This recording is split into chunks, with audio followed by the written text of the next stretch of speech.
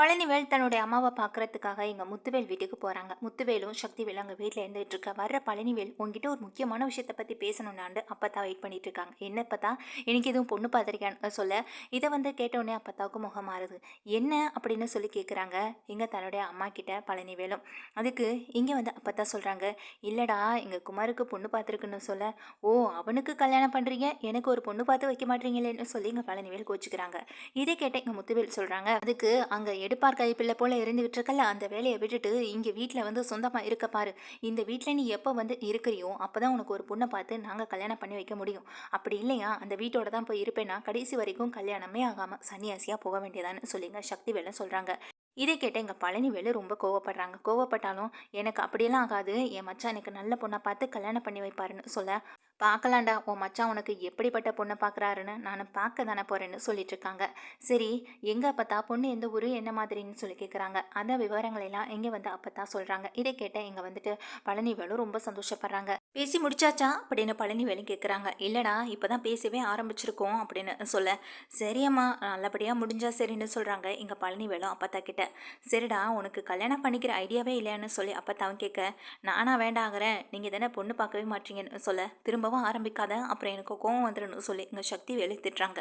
உடனே முத்துவேல் சொல்றாங்க, என்னமோ அவன் வீட்டு மருமகளுக்கு 80 பவுன் நகை போட்டு அதுவும் கல்யாணம் பண்ணி வச்சதா இங்க பெருமை பீத்திக்கிட்டு இருந்தான், இங்க வரப்போற மருமக பொண்ணுக்கு எத்தனை பவுன்ல நகை போடுறாங்க தெரியுமான்னு சொல்லி கேட்க, எத்தனை பவுனுன்னு 100 பவுனா அப்படின்னு கேட்குறாங்க. 250 பவுனு அப்படின்னு சொல்றாங்க. அது மட்டும் இல்லாம இன்னும் என்னென்னமோ செய்கிறாங்களாம் அப்படின்னு சொன்ன உடனே, பரவாயில்லையே பிடிச்சாலும் ஒரு புளிய கொம்பை தான் பிடிச்சிருக்கீங்கன்னு சொல்கிறாங்க எங்கள் பழனிவேலும். சரி அப்பதான் எனக்கு நேரம் ஆகுது நான் கிளம்புறேன்னு சொல்லிட்டு கிளம்புறாங்க எங்கள் பழனிவேலும். சரிடா இந்த விவரத்தை ராஜிகிட்ட சொல்லி சந்தோஷப்படுவான்னு சொல்லி கண்ணசைக்கா, சரி சரி நான் பார்த்துக்கிறேன்னு சொல்லிட்டு எங்கள் பழனிவேல் வீட்டுக்கு வராங்க. வீட்டுக்கு வர பழனிவேல் எங்கள் கோமதி ராஜியும் கூப்பிடுறாங்க. இவங்க கிட்ட ஒரு முக்கியமான விஷயத்தை பற்றி பேசணும் அப்படின்னு சொல்ல, என்ன விஷயம்னு சொல்லி கேட்குறாங்க கோமதியும். என்ன அங்கே எதுவும் பிரச்சனையா அப்படின்னு சொல்லி கேட்க, அதெல்லாம் ஒன்றும் இல்லை, ஒரு நல்ல விஷயம் தானே சொல்கிறாங்க. என்ன சித்தப்பா என்ன விஷயம் அப்படின்னு சொல்லி கேட்குறாங்க இங்கே ராஜியும். அதுக்கு பழனிவேல் சொல்கிறாங்க, நம்ம குமாரன் இருக்கான்ல அவனுக்கு பொண்ணு பார்த்துருக்காங்களாம் அப்படின்னு சொல்லிட்டு எல்லாத்தையுமே சொல்ல, இதை கேட்ட கோமதி ரொம்ப சந்தோஷப்படுறாங்க. அண்ணன் நினச்ச மாதிரி அந்த ஒரு கல்யாணம் நல்லபடியாக நடந்ததுனாலாவது அவங்க மனசு கொஞ்சமாவது ஆறும், அதுக்கப்புறம் கொஞ்ச நாள் எங்கள் ராஜி மேலே இருக்கிற கோவம் குறையும் நினைக்கிறேன்னு சொல்ல, ஆமாம் அது அப்படியே குறைஞ்சிட்டாலும் ராஜியை பற்றி பேச்சு எடுத்தாலே போதும் அவர் எள்ளு மாதிரி வெடிக்கிறாரு அப்படின்னு சொல்கிறாங்க.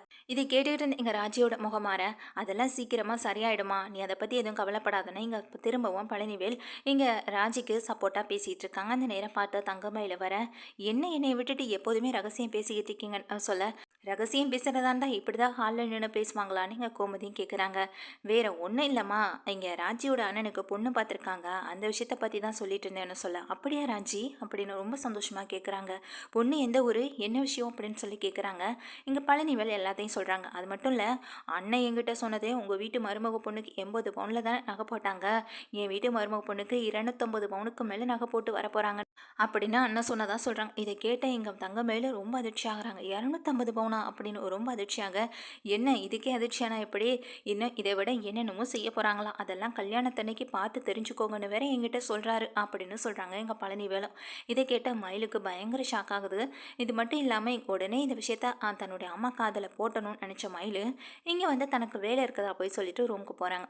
ரூமுக்கு போகிற மயில் தன்னுடைய அம்மா பாக்கியத்துக்கு ஃபோன் பண்ணி விஷயத்த சொல்கிறாங்க. அப்படியா 250 பவுனா அப்படின்னு சொல்ல, ஆமாம்மா அது ஏதோ நமக்கும் அவங்களுக்கு எந்த சம்மந்தமும் இல்லைன்னு சொல்ல, அது எப்படி சம்மந்தம் இல்லாமல் போகும், இங்கே சரவணன் மாப்பிள்ளைக்கு பொண்ணு பார்த்த இடங்கள்லாம் இங்கே இவர் தானே கல்யாணம் ஆக விடாமல் தடுத்துட்டு இருந்தது, அது மட்டும் இல்லாமல் சரவணன் மாப்பிள்ளையை பற்றி தப்பாக 4 பேர்கிட்ட சொன்னதும் அவர் தானே அப்படின்னு சொல்கிறாங்க. ஆமாம்மா அவர் இந்த மாதிரியான வேலையெல்லாம் பார்த்துருக்காருல்ல, என்னதான் சொந்தக்காரவங்களா இருந்தாலும் இப்படி எல்லாமா செய்கிறதுன்னு சொல்ல, ஏண்டி இதெல்லாம் நான் சொல்லி கொடுத்து தான் உனக்கு ஞாபகம் வரணுமா, உனக்கா தோணாதாடின்னு சொல்ல, சரி இப்போ அதுக்கு என்னம்மா பண்ணுறது, அவங்க வீட்டில் அவங்க பொண்ணு பார்க்குறாங்க கல்யாணம் பண்ணி வைக்க போகிறாங்க, இதில் நமக்கு என்ன, நம்மளுக்கும் அவங்களுக்கும் தான் எந்த சம்மந்தமும் இல்லைன்னு சொல்கிறாங்க எங்கள் தங்கமேல். இதை கேட்ட பாக்கியம், அது எப்படி இல்லாமல் போகும், அந்த குடும்பம் சந்தோஷமாக இருக்கவே கூடாது அப்படின்னு நினச்சவங்க, ஏன்னா குடும்ப சந்தோஷம் இல்லைன்னா எங்கள் ராஜி சந்தோஷமாக இருக்க மாட்டேன், அதுதானே நமக்கு வேணும்னு சொல்கிறாங்க.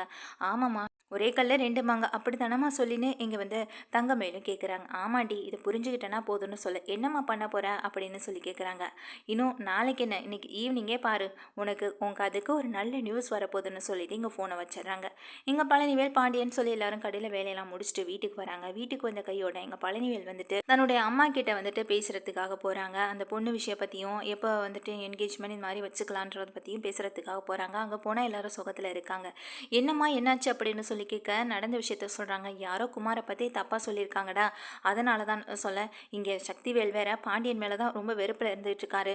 விஷயம் தெரிஞ்சு அவன் தான் இந்த மாதிரியான வேலை பார்த்துருப்பானோ, நம்ம அவன் பையனுக்கு பார்த்ததுனால அவன் நம்ம பையனுக்கு திரும்ப பார்க்குறானோ அப்படின்ற ஒரு கோவத்தில் இருந்துகிட்டு இருக்கான்னு எங்கள் அப்பா தான் சொல்கிறாங்க.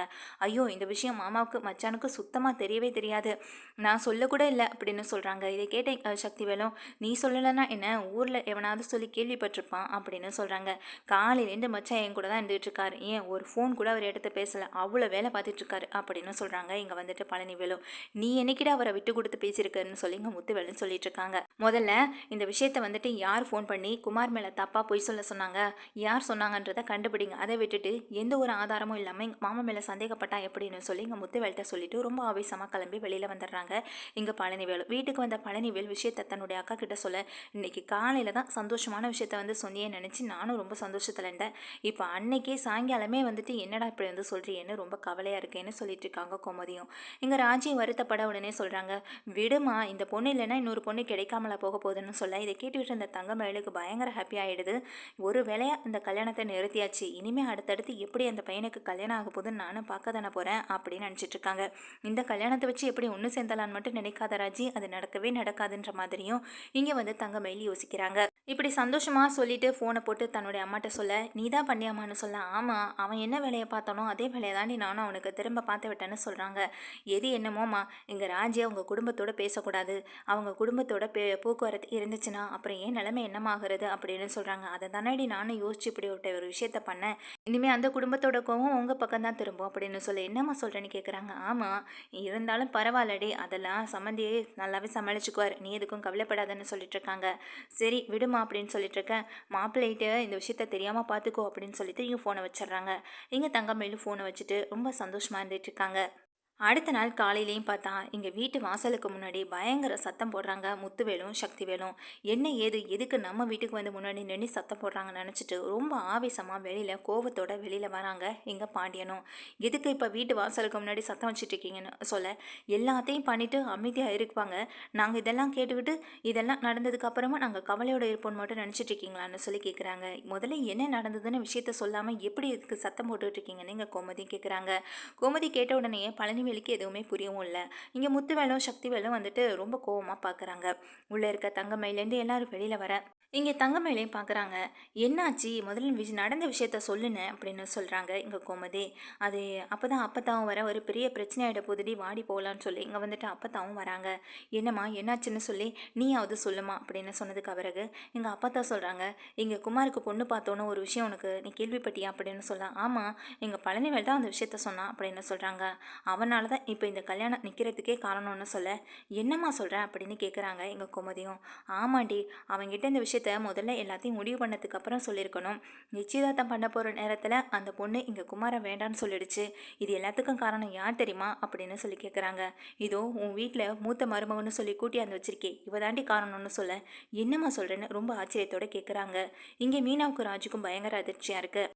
அதே நேரம் இங்கே வந்துட்டு பாண்டியனும் பார்க்குறாங்க. என்ன சொல்கிறீங்கன்ற மாதிரி எதுவுமே புரியாத மாதிரி இன்னைக்கு காலையில் இந்த விஷயத்த வந்து சொல்லும்போது இந்த பொண்ணு உங்கள் பக்கத்தில் இருந்துச்சான்னு கேட்குறாங்க. ஆமாம்மா அப்படின்னு சொல்கிறாங்க எங்கள் கோமதியும். அப்புறம் என்ன இதான் கன்ஃபார்மே ஆயிடுச்சேன்னு சொல்லி எங்கள் முத்துவேல் சொல்ல, முதல்ல என்ன நடந்ததுன்றதை தெளிவாக சொல்லுங்களேன் அப்படின்னு எங்கள் கோமதி கேட்குறாங்க. அதுக்கு பிறகு எங்கள் அப்பா தான் சொல்கிறாங்க, இந்த பொண்ணோட அம்மாவும் அப்பாவும் சேர்ந்து தான் இங்கே பொண்ணு வீட்டுக்கு போய் ஏதோ இங்கே குடும்பத்தை பற்றியும் குமாரை பற்றியும் தப்பாக சொல்லியிருக்காங்க. அதனால தான் இப்போ பேரனோட கல்யாணமே நின்று போயிடுச்சுன்னு சொல்லி ரொம்ப கோவமாக பேசுகிறாங்க. நல்லா தாண்டி பிடிச்சிருக்க, நல்ல மருமகளை கொண்டு வந்துட்டேன்னு நினச்சி நானும் சந்தோஷப்பட்டேன். ஆனால் இப்போல்லாம் தெரியுது குடும்பத்தை பெருக்கிறவளை தான் நீ கொண்டு வந்து வச்சுருக்கன்னு. கோமதி எதுக்கும் உஷாராயிரு, ஒரு மாமியாராக நடந்துக்கப்பாகரு. குடும்பத்தில் என்ன நடக்குது ஏது நடக்குதுன்னு தெரியாமல் இப்படியே விட்டனா கடைசியில் குடும்பம் தான் ரெண்டாக போகணும்னு சொல்கிறாங்க. அம்மா இதை சொல்கிறதுக்காகவா இவ்வளோ தூரம் வந்த? அந்த குடும்பம் ரெண்டாக போனானா இல்லை நாசமாக போனால் நமக்கு என்ன? இப்போ எனக்கு ஒரு பதில் கிடைச்சாகணும். இப்போ எதுக்காக இந்த பொண்ணு அந்த மாதிரி நடந்துக்கிட்டு நடந்துக்கிட்டது அப்படின்ற விஷயத்த கேட்குறாங்க. இதை கேட்டு சரவணன் ரொம்ப கோவத்தோட தங்கமயில பார்க்க இதுக்கும் தனக்கும் எந்த சம்மந்தமுமே இல்லாத மாதிரி நின்றுட்டு இருக்காங்க. உடனே இங்கே சரவணன் சொல்கிறாங்க, ஒருவேளை இந்த விஷயம் உண்மையிலேயே தங்கமயிலோட அம்மா அப்பா தான் பண்ணாங்கன்னு தெரிஞ்சதுன்னா கண்டிப்பாக நான் அவங்கள கூப்பிட்டு கேள்வி கேட்குறேன்னு சொல்கிறாங்க. நீ கேள்வி கேட்குறதுனால என்ன பார்க்க போகுது அப்படின்ற மாதிரி சக்திவேல் சொல்ல, என் பையனோட கல்யாணம் நின்று போச்சு, அதுக்கு என்ன பதில் சொல்ல போறீங்கன்னு கேட்குறாங்க. பாண்டியனும் ரொம்ப கோவத்தோட, கண்டிப்பாக அந்த கல்யாணம் நடக்கும், நான் போய் அந்த பொண்ணு வீட்டில் பேசுகிறேன்னு சொல்கிறாங்க. நீ பேசி அது மூலமாக என் பையனுக்கு கல்யாணம் ஆகுன்ற அவசியம் கிடையாது. அதை விட நான் ஒரு நல்ல பொண்ணாக இன்னும் பெரிய இடத்துல நான் என் பையனை கல்யாணம் பண்ணி கொடுக்க தான் போகிறேன். அதை விட ஒரு நல்ல பொண்ணாக ஒரு பெரிய இடத்துல என் பையனுக்கு நாங்கள் பொண்ணை பார்க்க தான் போகிறோம். அந்த மாதிரி பொண்ணை தான் எங்கள் வீட்டுக்கு கொண்டு வர போகிறோன்னு சொல்கிறாங்க. நீங்கள் பார்க்குற பொண்ணு வசதியாக இருக்கணும்னு மட்டும் நினச்சிட்டு பார்க்காதீங்க, நல்ல குணத்தோடவும் இருக்கணும்னு நினச்சிட்டு பாருங்கன்னு சொல்ல எங்கள் பாண்டியன் சொல்கிறாங்க. இதை கேட்ட எங்கள் முத்துவேலும், அப்படி தான் நீ உன் மகனுக்கு பொண்ணு பார்த்து கல்யாணம் பண்ணி வச்சியா? வசதியாக இருக்கணும்னு நினச்சல, அதுக்காக தான் நீ இப்போ அனுபவிக்க போகிற அப்படின்னு சொல்லி எங்கள் தங்கமேலையும் பார்க்குறாங்க. இது பாண்டியனுக்கு பெருத்த அவமானமாக போயிடுதோ தங்கமேலினால. இங்கே எல்லாருமே சண்டை போட்டு பிரிஞ்சு வந்ததுக்கு பிறகு உள்ள வர பாண்டியன் பயங்கர கோபத்தோட எங்கள் தங்கமேல பார்க்குறாங்க. என்னம்மா நினச்சிட்டு இருக்க அப்படின்னு சொல்லி கேட்க, எனக்கு சத்தியமாக தெரியாது மாமா அப்படின்னு சொல்கிறாங்க. இதை எப்படியும் சமாளிக்க தான் பார்க்குறாங்க. என்னக்கா உங்கள் அம்மா அப்பா எதுக்காக இப்படி பண்ணாங்கன்னு சொல்லி ராஜி கோவப்படுறாங்க.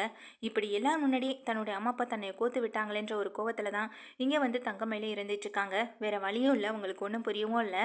முதல்ல உங்கள் அம்மா அப்பாவுக்கு ஃபோன் போட்டு இங்கே வர சொல்லுன்னு சொல்ல, இல்லை மாமா அப்படின்னு சொல்லி தயங்கி நின்றுட்டுருக்காங்க. சொல்லுப்பா அப்படின்னு ஒரு அதட்டு தான் அதட்டுறாங்க. உடனே ஓடி போய் தன்னுடைய அம்மாவுக்கும் அப்பாவுக்கும் ஃபோன் போட கொஞ்சம் நேரத்தில் அவங்க வீட்டுக்கு வந்துடுறாங்க. என்ன சம்மந்தி, என்ன காரியத்தை பண்ணி வச்சுருக்கீங்கன்னு சொல்ல, என்ன சம்மந்தி அப்படின்னு எதுவுமே தெரியாத மாதிரி கேட்குறாங்க. ஏன் மாமா இப்படி நடிக்கிறீங்க, நீங்கள் தானே இந்த மாதிரியான விஷயத்த பண்ணதுன்னு சொல்லி எல்லா விஷயத்தையும் சொல்ல, அதுக்குள்ளே இந்த விஷயம் எப்படி தெரிஞ்சது, எப்படி கண்டுபிடிச்சாங்கன்னு தெரியலேன்னு பதட்டத்தில் நின்றுட்டுருக்காங்க. என்ன மாமா, யாருக்கும் எதுவும் தெரிஞ்சிடாது, நம்ம பண்ண போகிற விஷயம் தானே, யார் இதை பெருசாக எடுத்துக்க போகிறா, அப்படியே அவங்க யார் தான் விசாரிக்க போகிறாங்கன்னு நினச்சிட்டிங்களா அப்படின்னு அசால்ட்டாக இருந்தீங்களான்னு கேட்குறாங்க. இதை கேட்டால் பாக்கியமும், அது இல்லை மாப்பிள்ள, உங்களெல்லாம் ஜெயிலுக்கு அனுப்புனாங்க, அது மட்டும் இல்லாமல் உங்களுக்கு கல்யாணம் ஆகாமல் இருக்கணுங்கிறதுக்காக என்னென்னமோ போய் சொல்லி வேற வச்சுருந்தாங்க, அது மட்டும் அப்படியெல்லாம் பண்ணவங்க குடும்பத்தில் இப்படி ஒரு நல்ல காரியம் நடக்க போகுதுன்னு நினச்ச போது எனக்கு அந்த விஷயம் தான் ஞாபகம் வந்ததுன்னு சொல்ல, பழிக்கு பழி வாங்கிட்டா எல்லாம் சரியாயிடுமா சம்மந்தின்னு சொல்லி பாண்டியன் ரொம்பவே கோவப்படுவாங்க. கடைசியில் நீங்கள் இப்படி நடந்துக்கிட்டீங்களே நினச்சி எனக்கு வருத்தமாக தான் இருக்குது, உங்ககிட்ட நான் இதை எதிர்பார்க்கவே இல்லைன்னு பாண்டியன் ரொம்ப கோவத்தோட பேசுகிறாங்க. தங்கமயில், உனக்கு இந்த விஷயம் தெரியுமா இல்லை தெரியாத மாதிரி எங்ககிட்ட நடிக்கிறியான்னு கேட்க, இல்லை சம்மந்தி, அவளுக்கு எதுவும் தெரியாதுன்னு சொல்கிறாங்க. அப்போ இந்த விஷயத்த உங்களுக்கு எப்படி சொல்லியிருப்பாங்க, அப்போ இந்த வீட்டில் நடக்கிற விஷயம் எல்லாமே தங்கமயில் மூலமாக தானே உங்களுக்கு தெரிய வருது அப்படின்னு சொல்ல, அது இல்லை சம்மந்தின்னு ரொம்ப தயங்கியபடி நின்றுட்டுருக்காங்க. இங்கே பாண்டியன் மொத்தமாக தங்கமயிலோட குடும்பத்தை வருத்துட்டாங்க. அது மட்டும் இல்லாமல் பாக்கியம் கடைசியில் இந்த மாதிரி செய்ய போய் அவங்க விசாரிப்பாங்களா இல்லையான்றதை கூட பற்றி யோசிக்காமல் இங்கே ஆர்வ கோளாறில் செஞ்ச ஒரு விஷயந்தான் இப்போ அவங்களுக்கு எதிராக நின்றுட்டுருக்கு. கடைசியில் இங்கே முத்துவேலும் சக்திவேலும் இங்கே மொத்த குடும்பத்தையும் அவமானப்படுத்திட்டு போனதான் மிச்சம். இந்த அவமானம் தாங்க முடியாமல் எங்கள் பாக்கியத்தையும் அவங்க ஹஸ்பண்டையும் பயங்கரமாக திட்டுறாங்க. இந்த தங்கமயில் நிமிஷத்துக்கு நிமிஷம் ஃபோன் பேசுகிறதுனால தானே இந்த மாதிரி பிரச்சனையே வருது. இனிமேல் எந்த ஃபோன் பேசுகிறதா இருந்தாலும் அவள் எனக்கு முன்னாடி பேசட்டும், இனிமேல் அவளுக்கு இந்த ஃபோன் தேவையே கிடையாதுன்னு சொல்லி இங்கே சரவணன் வாங்கி விட்டு எறிகிறாங்க. அதிலே அந்த ஃபோன் உடஞ்சி போயிடுது. என்னங்க இப்படி பண்ணுறீங்களேன்னு சொல்லிங்க தங்கமயில் கேட்க, போதுமயில், இதுக்கப்புறமே எந்த பிரச்சனையும் வரக்கூடாதுன்னு நினச்சேனா நான் சொல்கிறத மட்டும் கேட்டு இந்த வீட்டில் நடக்கிற மாதிரி தான் நட, அப்படி இல்லையா உனக்கு அவங்க அம்மா அப்பா தான் முக்கியம், இந்த வீட்டில் நடக்கிற விஷயம், எங்கள் எதிர்த்த வீட்டில் நடக்கிற விஷயம் எல்லாத்தையுமே சொல்லணும்னு நினச்சேனா நீ பேசாமல் அந்த வீட்டிலே போய் இருந்துக்கன்னு சொல்ல, இதை கேட்ட எங்கள் பாக்கியமும் அவங்க அப்பாவும் பயங்கரமான ஒரு வருத்தப்படுறாங்க. இல்லை மயிலே, என்னால் உனக்கு உன் வாழ்க்கையில் எந்த பிரச்சனையும் வர வேண்டாம், நாங்கள் ஏதோ செய்ய போய் அது வேறு மாதிரி ஆயிடுச்சுன்னு சொல்லிட்டு அங்கேருந்து கிளம்புறாங்க. ரொம்ப அவமானப்பட்டு பாண்டியனும் எதுவுமே பேசலை, கோமதி எதுவுமே சொல்லலை. இங்கே உடனே சரவணன் தான் கண்டிக்கிறாங்க தங்கமயில் கிட்ட, இனிமேல் உங்கள் அம்மா அப்பா கிட்ட ஃபோன் பேசணும்னா என்னோடய ஃபோன்லேருந்து எனக்கு நேராக பேசு, அது போதும் அப்படின்னு சொல்கிறாங்க. இதை கேட்ட மயிலுக்கு பயங்கர அதிர்ச்சியாக இருக்குது. என்னது இது இப்படி சொல்லிட்டாரே நினச்சிட்டு நின்றுட்டுருக்காங்க. அதே நேரம் எங்கள் கோமதியும் கோவத்தோட எங்கள் தங்கமயில் கிட்ட சொல்கிறாங்க, எங்கள் அம்மா சொன்ன மாதிரி நடந்துருமோன்ற ஒரு பயம் எனக்குள்ளே இருக்குது, அப்படியெல்லாம் நடக்கக்கூடாதுன்னா இனிமேல் நீ என் கண்ட்ரோலில் இருந்தால் மட்டும்தான் ஆகும் அப்படின்னு நினச்சிட்டு இங்கே அதை நேராகவே தங்கமயில்கிட்டே சொல்லிட்டு போகிறாங்க. இப்படி எல்லாரும் முன்னாடியே மாட்டி விட்டு அசிங்கப்படுத்திட்டாங்களே நினச்சி இங்கே தங்கமயில் ரொம்பவே வருத்தத்தில் இருக்காங்க. அதே நேரம் எங்கள் சரவணன் பயங்கரமான கோவத்தில் இருக்காங்க. மொத்தத்தில் எங்கள் தங்கமயில் பார்த்து பார்த்து நல்ல பேர் எடுத்துக்கிட்டு இருந்தது, கடைசியில் ஒரே நிமிஷத்தில் அந்த பேரெல்லாம் கெட்டு போயிடுச்சு. பாண்டியனுக்கும் இப்போ தங்கமயில் மேலே ஒரு சின்னதாக வெறுப்பும் வர ஆரம்பிச்சிருச்சு.